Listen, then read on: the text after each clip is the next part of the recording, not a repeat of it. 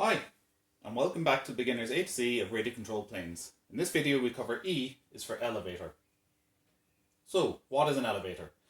If you come to the tail of the airplane, you'll see that it has a fixed horizontal surface and a fixed vertical surface. These are called stabilizers. At the back of the horizontal stabilizer is a movable surface, and this is called the elevator. Its function is to control the pitch of the plane. That means whether the front of the plane is in a nose up or a nose down attitude.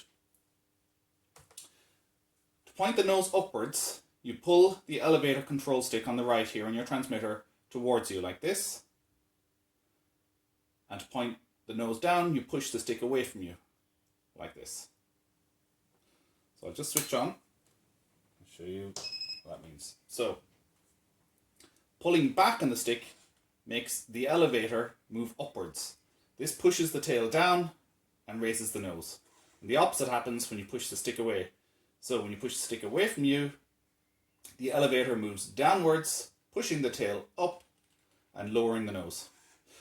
So when setting up the direction of the elevator, it is best to picture yourself as the pilot within the plane and imagine pulling the stick towards you would make you lean back on your seat, pulling the nose up.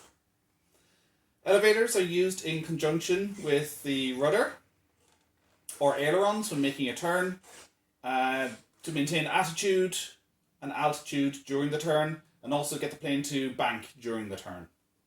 It's worth noting that although the elevator can point the nose up, this does not necessarily mean you will gain height or altitude. To gain height, you need to generate lift. So have a look at my A is for airfoil video for more info on that. What elevators do is that they directly affect the airspeed of the plane. Your plane can still fly level or even descend in a nose up attitude.